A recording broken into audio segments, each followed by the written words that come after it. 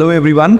Motion in a straight line में हम लोग इंटीग्रेशन, डिफरेंशिएशन, ट्रिग्नोमेट्रिक रेशियोज ये सब हम पढ़ चुके हैं। अब धीरे धीरे इनका एप्लीकेशन किस तरीके से motion in a straight line में आएगा वो भी देखते हैं। और इससे पहले हमने डिस्टेंस, डिस्प्लेसमेंट, स्पीड और वेलोसिटी पढ़ा था और इसके कुछ ऐसे टॉपिक्स थे जो आज हम कंटिन्यू करेंगे। तो सबसे पहले बात करते हैं डिस्टेंस टाइम ग्राफ की। अगर कोई भी ऑब्जेक्ट मोशन में है तो उस मोशन को हम एक डिस्टेंस टाइम ग्राफ की हेल्प से रिप्रेजेंट कर सकते हैं, जिसमें हम एक्स एक्सिस पे टाइम और वाई एक्सिस पे डिस्टेंस या फिर डिस्प्लेसमेंट को रिप्रेजेंट करते हैं। अगर हम यूनिफॉर्म मोशन का ग्राफ प्लॉट करते हैं तो यूनिफॉर्म मोशन का ग्राफ डिस्प्लेसमेंट टाइम के लिए एक स्ट्रेट लाइन होती है, यानी कुछ इस तरीके का ग्राफ इसका बनता है। और इस ग्राफ के अकॉर्डिंग, जिसमें कि एक यूनिफॉर्म मोशन है, यानी कि हर रेगुलर टाइम इंटरवल पे बराबर डिस्टेंस ट्रैवल करी जा रही है। इस ग्राफ का स्लोप जो कि होता है tan थीटा के बराबर। अगर हमें tan थीटा वैसे एक्चुअली निकालना हो तो हम इजीली निकाल सकते हैं। लाइक हम इसे कुछ इस तरीके से एक राइट एंगल ट्राइंगल बना के निकाल सकते हैं, जिसमें कि ये डिस्प्लेसमेंट होगा। डिस्प्लेसमेंट इसे अगर हम S1 माने, इसे हम S2 माने, इसे T1 और इसे T2 माने, तो आप इजीली tan थीटा निकाल सकते हो परपेंडिकुलर अपॉन बेस से। तो परपेंडिकुलर यानी कि S वाला पार्ट जो कि है S2 minus S1 upon base यानी कि टाइम वाला पार्ट जो कि है T2 माइनस T1। तो अगर आप इसे नोटिस करो, difference of displacement upon difference of time यानी कि delta S upon delta T जो कि वेलोसिटी होता है। तो किसी भी डिस्प्लेसमेंट टाइम ग्राफ का tan थीटा यानी कि उसका स्लोप उसकी वेलोसिटी बताता है। इस ऑब्जेक्ट की वेलोसिटी अगर मुझे निकालनी हो तो सिंपली tan थीटा या फिर स्लोप के हेल्प से निकाला जा सकता है उसे। तो इससे हमें क्या सीखने को मिला? स्लोप जो होता है वो tan थीटा के बराबर होता है और यही ऑब्जेक्ट की वेलोसिटी भी होती है। चलिए लेट्स से दो ऑब्जेक्ट्स हैं, वही डिस्प्लेसमेंट टाइम ग्राफ में दो ऑब्जेक्ट्स हैं A और B और इनके ये मैंने ग्राफ्स प्लॉट करे हैं। तो क्या आप लोग बता सकते हो इनमें से वेलोसिटी किसकी ज़्यादा होगी, ऑब्जेक्ट A की या ऑब्जेक्ट B की? वेलोसिटी यानी कि स्लोप यानी कि tan थीटा यानी कि इसकी वैल्यू। तो जिसका एंगल बड़ा होगा उसकी वेलोसिटी ज़्यादा होगी, जिसका स्लोप बड़ा होगा उसकी वेलोसिटी ज़्यादा होगी। तो हमें साफ साफ दिख रहा है कि एंगल A का छोटा है और B का बड़ा है, तो B की वेलोसिटी ज़्यादा होगी। इसे लॉजिकली भी अगर हम समझने की कोशिश करें, लेट्स से इस टाइम पीरियड की बात अगर हम करते हैं, यहाँ से लेके इतने टाइम तक, तो इतने टाइम में A तो सिर्फ इतनी डिस्टेंस या इतनी डिस्प्लेसमेंट कर रहा है, इतना ही पोजीशन में उसके चेंज आ रहा है, वहीं B इतना उसकी पोजीशन में चेंज आ रहा है। तो साफ साफ दिख रहा है हमें कि सेम टाइम पीरियड में A कम डिस्टेंस चल रहा है और B ज़्यादा डिस्टेंस चल रहा है, तो इस वजह से B की वेलोसिटी ऑब्वियसली ज़्यादा होगी। नेक्स्ट है हमारा velocity time graph. Velocity time graph में टाइम हम दोबारा x एक्सिस पे रिप्रेजेंट करते हैं और वेलोसिटी को y एक्सिस में। और यूनिफॉर्म मोशन के लिए वेलोसिटी टाइम ग्राफ कुछ इस तरीके का दिखता है, क्योंकि टाइम बढ़ने पे भी वेलोसिटी हमेशा बराबर रहती है, यही यूनिफॉर्म मोशन है। और इस ग्राफ की मज़ेदार बात यह है कि अगर हम इस ग्राफ के अंडर का एरिया निकालें, लेट्स से इन दो पॉइंट्स के बीच का हम एरिया निकाल लें,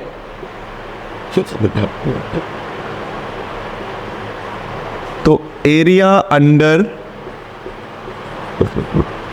AB gives us displacement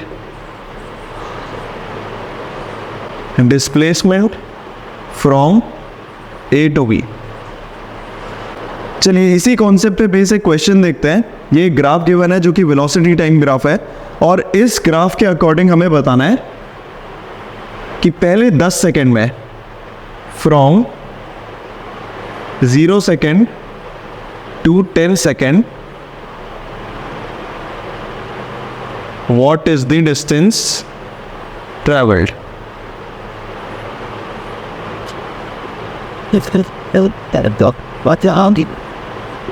तो सिंपल है, हमने पढ़ा है वेलोसिटी टाइम ग्राफ में कर्व के अंडर का एरिया डिस्प्लेसमेंट बताता है, बट हमें डिस्टेंस निकालनी है। तो हम क्या करेंगे, हम सारे ग्राफ में या पूरे ग्राफ में हर छोटे छोटे पार्ट के अंडर का एरिया निकाल के बिना उसका साइन देके सबको ऐड कर लेंगे।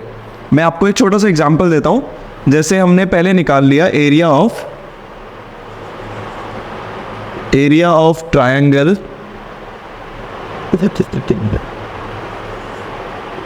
ABC। तो ABC या ट्रायंगल का एरिया होता है half base into height. Base यानी कि from A to C into height, इसे O मान लेते हैं चलिए, तो हो जाएगा OB। A से लेके C तक 4 है और O से लेके B तक 10 है, तो ये हो गया हमारा 20। तो ये मीटर, वेलोसिटी की यूनिट मीटर पर सेकेंड और टाइम की सेकेंड है, तो इसकी वजह से डिस्प्लेसमेंट आ जाएगा 20 मीटर्स। नेक्स्ट एरिया देख लेते हैं, एरिया ऑफ ट्रायंगल CD। ये ऑलरेडी एक राइट एंगल ट्रायंगल है, तो इसमें भी area is equals to half CE into ED. So our development was if they and you got those last when to start out 2 into ED हो गया 10, ये हो जाएगा हमारा 10 मीटर्स। तो 20 मीटर्स इसका आ गया, 10 मीटर्स इसका आ गया। अब सिर्फ एरिया ऑफ ट्रायंगल EFG निकालना है, जो कि again half base into height से निकल जाएगा। हाफ बेस क्या मैं इसे डायरेक्टली 4 लिख सकता हूँ इंटू हाइट, तो ये है 5। हाइट इसकी 2 से ये cancel, 5 2s are 10, 10 metres again आ गया। अब अगर मुझे टोटल डिस्टेंस निकालनी है तो टोटल डिस्टेंस हो जाएगी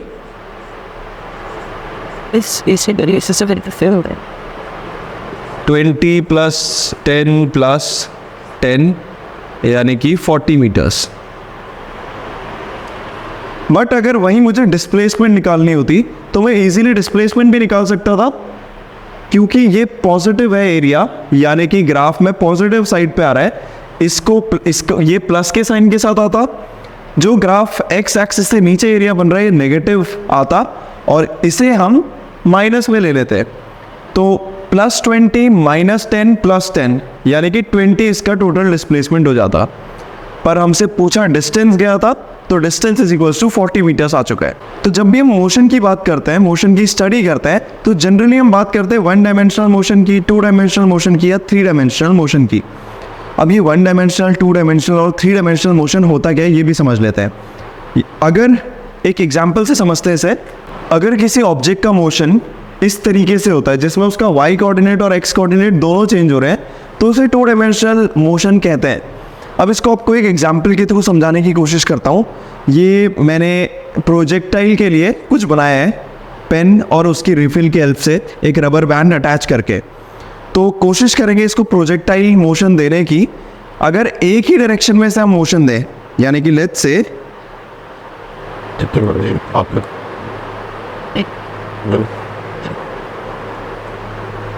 अगर मैं इसे सिर्फ y डायरेक्शन में मोशन दूं, ये y एक्सिस है, और इसी डायरेक्शन में अगर मैं इसे मोशन दूं, इसे कुछ इस तरीके से छोड़ूं, तो ये 1 डायमेंशनल मोशन हुआ है।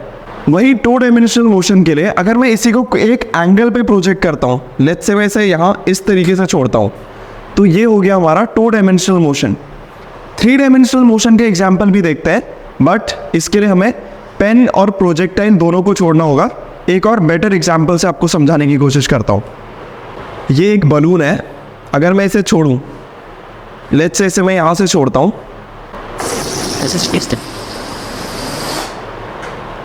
तो इसका जो ये मोशन था ये एक 3 डायमेंशनल मोशन था, जिसमें x, y और z एक्सिस तीनों में ही चेंज आ रहा है। जो ऑब्जेक्ट की पोजीशन है वो x एक्सिस में भी चेंज हो रही है, y एक्सिस में भी चेंज हो रही है और z एक्सिस में भी चेंज हो रही है। चलिए अब थोड़ा सा डिफरेंशिएशन इंटीग्रेशन के कॉन्सेप्ट्स कैसे मोशन में यूज होते हैं वो भी समझते हैं। लेट अस से हमें s की वैल्यू गिवन है 15t³ और हमें इसकी वेलोसिटी बतानी है। तो हमें पता है कि वेलोसिटी होता है change in displacement upon change in time. जैसे वो छोटे टाइम पीरियड के लिए ds/dt भी कह सकते हैं। तो अगर मैं इस टर्म को डिफरेंशिएट कर दूं तो मुझे वेलोसिटी मिलनी चाहिए। यानी कि अगर मैं ds की जगह 15t³ रख के इसे डिफरेंशिएट कर दूं तो मुझे वेलोसिटी मिल जाएगी। और इसे डिफरेंशिएट करना काफ़ी आसान है, कांस्टेंट बाहर आ जाएगा। t³ का डिफरेंशिएशन होता है 3t²। तो 15 3 45 t² हमारी वेलोसिटी आ चुकी है। अब ये वेलोसिटी t के टर्म्स में है, बट अगर यही हमसे पूछा गया होता कि फ्रॉम t = 0 सेकेंड से लेकर के हमें t = 2 सेकेंड्स तक का डिस्प्लेसमेंट या फिर वेलोसिटी बताना है, तो बहुत सिंपल था। वेलोसिटी हम निकाल चुके हैं। इसमें हम बस v0 कैसे निकालते, t की वैल्यू 0 पुट करके, तो 45 × 0 0 ही आता। और वहीं v2 निकालने के लिए हमें 45 × 2 का स्क्वायर करना होता है। 2 2 = 4 होता है एंड 45 × 4 180। तो ये 180 मीटर पर सेकेंड या जिस भी यूनिट में हमें ये गिवन है, इससे हमारी वेलोसिटी आ जाती। अगर हमें v = 4t² गिवन है और इसके बाद हमसे डिस्प्लेसमेंट पूछा जाता है, तो क्या ये निकाला जा सकता है? डिस्प्लेसमेंट से वेलोसिटी निकालना तो हमने सीख लिया है, वेलोसिटी से डिस्प्लेसमेंट कैसे निकल सकता है? तो डिस्प्लेसमेंट से वेलोसिटी डिफरेंशिएट करने पे निकली थी, वेलोसिटी से डिस्प्लेसमेंट इंटीग्रेट करने पे निकलेगा। और इसे आप और लॉजिकली अगर समझना चाहते हैं तो वेलोसिटी = ds/dt होता है। तो इससे हम ds निकाल सकते हैं, ds = v/dt। और हमें निकालना है डिस्प्लेसमेंट, यानी कि इसको इंटीग्रेट अगर हम कर दें, ds को इंटीग्रेट कर दें और इस साइड भी इंटीग्रेट कर दें, सेम फंक्शन दोनों इक्वल्स टू के दोनों साइड करने पे आंसर सेम ही आएगा। तो ds को इंटीग्रेट करेंगे, यानी कि छोटे छोटे ds को जोड़ते रहेंगे, तो टोटल डिस्प्लेसमेंट आ जाएगा और ये हो जाएगा इंटीग्रेशन ऑफ v/dt के बराबर। तो अगर मुझसे 4t² वेलोसिटी का डिस्प्लेसमेंट पूछा जाता है तो मैं v की जगह पे 4t² रख के dt का इंटीग्रेशन कर दूंगा, इससे मेरा डिस्प्लेसमेंट आ जाता है। और 4t² का इंटीग्रेशन क्या होगा, 4 बाहर आ जाएगा और t² का इंटीग्रेशन होगा t⁻³ दैट्स इट। अब क्योंकि ये इंडेफिनेट इंटीग्रेशन है तो इसके साथ जनरली हमारे साथ एक कांस्टेंट भी जुड़ा आता है। बट अगर हमें वही इसकी रेंज पता चल जाए, अगर हमें कुछ कंडीशन गिवन हो, लेट्स से एक कंडीशन गिवन है that at t = 0 second displacement was 0 meters. तो 0 सेकेंड पे डिस्प्लेसमेंट 0 थी, यानी कि इनिशियली ऑब्जेक्ट रेस्ट पे था, उसने कोई भी मोशन नहीं करा है या उसका डिस्प्लेसमेंट अभी 0 है। तो इस केस में हम c की वैल्यू निकाल सकते हैं। हमें गिवन है अगर हम 4 × 0 करें तो यहाँ पे भी 0 आएगा और इधर c, डिस्प्लेसमेंट भी 0, टाइम भी 0, तो c भी 0 आ जाएगा। तो c की एक बार वैल्यू आ जाए तो इसके बाद हम t की किसी भी वैल्यू के लिए डिस्प्लेसमेंट निकाल सकते हैं। फॉर एग्जाम्पल अगर हमें दिया जाता है at t = 0 second displacement was 0, तो उसके बाद बताओ डिस्प्लेसमेंट कितना होगा eight t = 4 second let's say. तो बहुत ही सिंपल है, इसमें बस 4 की वैल्यू पुट करनी है हमें। s = 4 × 4³/3।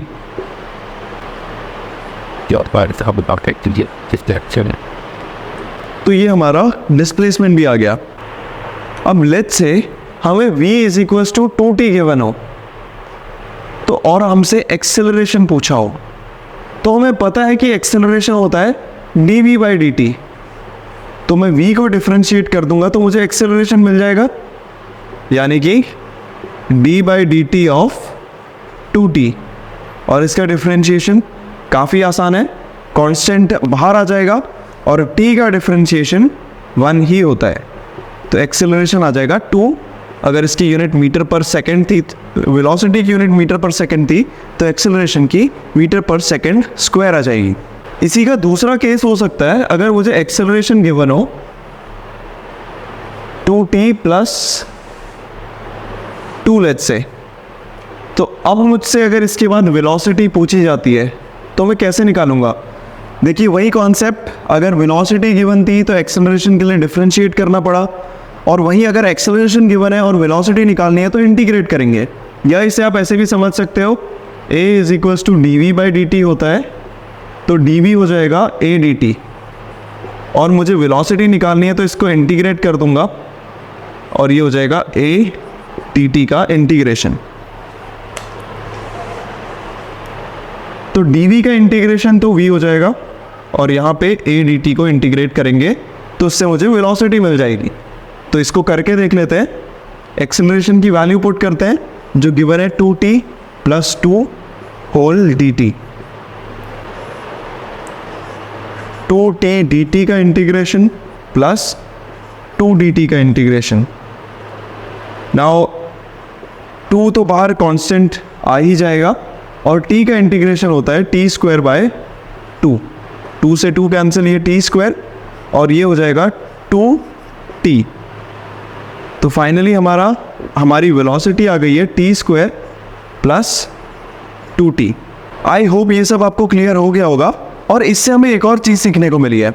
जैसे हमने इक्वेशंस ऑफ मोशन पढ़ी थी क्लास 9th में भी, जिसमें हमने पढ़ा था v = u + at होता है, s = ut + ½ at² होता है, या फिर v² = u² + 2as होता है। और ये सारे इक्वेशंस ऑफ मोशन के लिए एक स्पेसिफिक रूल था या एक स्पेसिफिक रिक्वायरमेंट थी कि एक्सेलरेशन कांस्टेंट होना चाहिए। बट अभी जो हम इक्वेशंस पढ़ रहे हैं, अभी जो हम फॉर्मूलाज पढ़ रहे हैं, इसमें एज सच कोई रिक्वायरमेंट नहीं है। तो कौन सी ऐसी इक्वेशंस है जो हम हमेशा यूज़ कर सकते हैं, चाहे एक्सेलरेशन यूनिफॉर्म हो या नॉन यूनिफॉर्म हो, कांस्टेंट हो या नॉट कांस्टेंट हो? चलिए ये इक्वेशंस भी देख लेते हैं। तो पहली तो थी v = ds/dt। वेलोसिटी के लिए हमने क्या करा? डिस्प्लेसमेंट का डिफरेंशिएशन कर दिया। दूसरा था इसी से जो हमने निकाला था कि अगर हमें डिस्प्लेसमेंट निकालनी है तो हम इंटीग्रेशन कर देंगे v dt का। एक और हमने जो इक्वेशन पढ़ी थी वो थी एक्सेलरेशन के लिए, कि एक्सेलरेशन होता है dv/dt, और इसी से हमें पता चला था कि हम वेलोसिटी को निकाल सकते हैं a dt को इंटीग्रेट करके। ये कुछ 4 इक्वेशंस हैं। इसमें एक इक्वेशन और ऐड होगी, वो मैं आपको बाद में बताऊंगा। बट पहले इसी से रिलेटेड कुछ और चीज़ें हैं, कुछ और कॉन्सेप्ट्स हैं, क्वेश्चंस हैं, उन्हें भी समझ लेते हैं। चलिए इसी पे बेस्ड एक क्वेश्चन भी समझ लेते हैं। इफ़ a = 2t² गिवन है, यानी कि हमें बताया कि a t पे कुछ इस तरीके से डिपेंड करता है, यानी कि a 2t² पे डिपेंड करता है, और हमसे पूछा गया कि वेलोसिटी बतानी है टाइम 2 सेकेंड पे, और एक कंडीशन गिवन है कि वेलोसिटी 0 थी जब टाइम 0 था। तो हमें इसका सॉल्यूशन इजीली मिल जाएगा अगर हम वेलोसिटी को करें इंटीग्रेशन ऑफ a dt के बराबर। a की वैल्यू पुट कर देनी है सिंपली 2t² dt, और इसको इंटीग्रेट करने पे 2 × t³ आता है, बट इसके साथ +c आता है, और ये +c की वैल्यू हमें इस गिवन कंडीशन से पता चल जाएगी। अगर मैं इसे अलग से यहाँ पे लिख लूँ, अब हमें गिवन क्या है, हमें पता है, हमने जो वैल्यू कैलकुलेट करी है वो है v = 2t³ + c, और इस कंडीशन से हमें पता चल रहा है कि अगर मैं 2 की वैल्यू या t की वैल्यू 0 रखूँ तो v की वैल्यू 0 आ रही है। v 0 कब आ रहा है? जब t भी 0 है। तो इससे मेरा c भी 0 आ जाता है। अगर मैं c की वैल्यू 0 रख लूँ, अब मुझे v की वैल्यू मिल जाएगी t = 2 सेकेंड पे, यानी कि v = 2t³ प्लस c की जगह +0 लिखना है, और t की वैल्यू सिंपली पुट करनी है 2 सेकेंड्स। सो 2 × 2³ तो ये हो गया 16/3 मीटर/सेकेंड। चलिए एक और क्वेश्चन देखते हैं इसी पे बेस्ड। इस क्वेश्चन में हमें गिवन है कि डिस्प्लेसमेंट x 10t + 15t³ के बराबर है। ये एक मोशन इन स्ट्रेट लाइन की बात हो रही है, जिसमें डिस्प्लेसमेंट x मीटर्स में है और t टाइम सेकेंड्स में है। हमसे पूछा गया है कि एवरेज एक्सेलरेशन कितना होगा टाइम 0 से टाइम 2 सेकेंड्स के बीच में।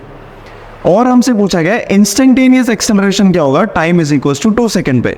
इंस्टेंटेनियस वेलोसिटी या इंस्टेंटेनियस एक्सेलरेशन की जब बात होती है तो बात एक छोटे टाइम इंटरवल की हो रही होती है, इतना छोटा जिसमें हम टाइम इंटरवल को dt ले पाए। तो ऑफ कोर्स जब भी हमसे इंस्टेंटेनियस वेलोसिटी पूछी जाती है तो हम ds/dt से निकालते हैं। अगर हमसे एवरेज वेलोसिटी पूछी जाती है तो हम total displacement upon total time करके निकालते हैं। वहीं अगर हमसे इंस्टेंटेनियस एक्सेलरेशन पूछा गया है तो इंस्टेंटेनियस एक्सेलरेशन हम dv/dt से निकालते हैं, जिसमें एक छोटे टाइम पीरियड पे वेलोसिटी में क्या चेंज आ रहा है उसकी बात हो रही होती है।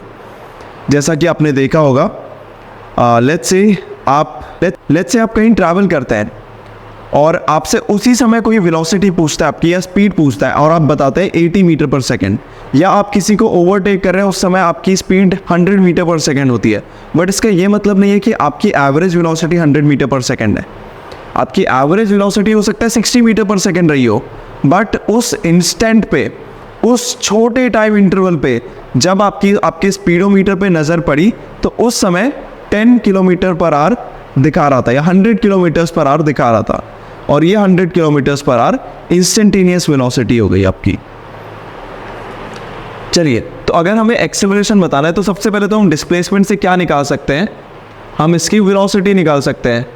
तो वेलोसिटी हो जाएगी ds/dt या dx/dt, और ये हो जाएगा 10t + 15t³ का डिफरेंशिएशन। तो 10t का डिफरेंशिएशन हो जाएगा 10 और 15t³ का डिफरेंशिएशन हो जाएगा 15 × 3 × t²। तो ये हो गया 45 t² + 10। अब नेक्स्ट हमसे पूछा है एवरेज एक्सेलरेशन क्या होगा। एवरेज एक्सेलरेशन बहुत ज़्यादा दिमाग नहीं लगाना है, आपको पता है कि एवरेज एक्सेलरेशन का फॉर्मूला क्या होता है। तो सीधे सीधे एवरेज एक्सेलरेशन का जो आपको फॉर्मूला पता है वो यूज़ कर लेते हैं। वो होता है टोटल या change in velocity upon total time. तो ΔV/ΔT। ΔT तो हमें गिवन है ना, t = 0 से t = 2 सेकेंड पूछा गया है, तो ये 2 सेकेंड की बात हो रही है। हमें इसमें सिर्फ ΔV निकालना है। तो हमें क्या निकालना है कि टाइम = 0 सेकेंड से टाइम = 2 सेकेंड में कितना वेलोसिटी में चेंज आया है। तो इसमें सिंपली लिख लेता हूँ 45, इसमें सिंपली लिख लेता हूँ v2 यानी कि velocity at 2 second minus velocity at 0 second upon t1 minus t2, t2 minus t1, कैसे भी करके आप 2 सेकेंड्स निकाल सकते हैं। तो चलिए, वेलोसिटी एट 2 सेकेंड्स क्या रही होगी जब t की वैल्यू 2 होगी। तो 45 × 2 का स्क्वायर + 10 माइनस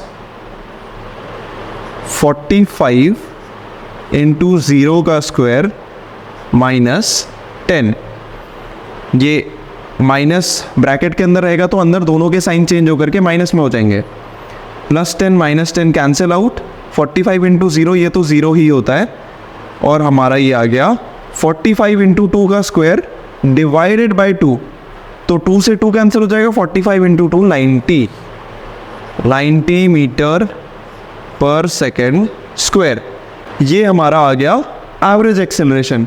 और अगर यहीं पे हमें इंस्टेंटेनियस एक्सेलरेशन निकालना हो, चलिए सेकेंड पार्ट यानी कि इंस्टेंटेनियस एक्सेलरेशन के लिए इंस्टेंटेनियस एक्सेलरेशन का फॉर्मूला लगा लेते हैं।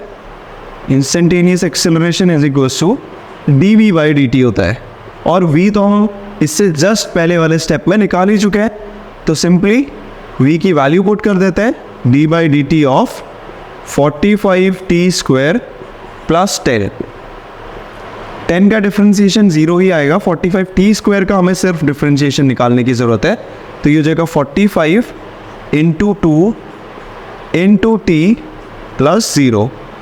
45 × 2 90t, ये आ गया हमारा इंस्टेंटेनियस एक्सेलरेशन। अब हमसे एक और चीज़ जो हमें बताइए वो बताइए कि टाइम 2 सेकेंड है जब इंस्टेंटेनियस एक्सेलरेशन बताना है।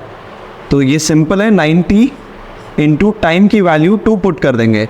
तो ये आ गया 180 मीटर पर second square. Simple. I hope आज जो भी हमने करा वो आपको समझ में आया होगा। अगर कोई भी ऐसा पॉइंट है जो आपको समझ में नहीं आया है तो एक बार दोबारा वीडियो को देखिए। मैंने पूरी कोशिश करी है कि इस वीडियो से आपके सारे कॉन्सेप्ट्स क्लियर हो जाए, बट दोबारा देखने पर भी अगर आपको ऐसा लगता है कि कुछ चीज़ आपको क्लियर नहीं हो पा रही है तो आप हमेशा कॉमेंट्स में अपने क्वेश्चंस, अपने डाउट्स को क्लियर कर सकते हैं। Thank you so much for watching. I will see you in the next one.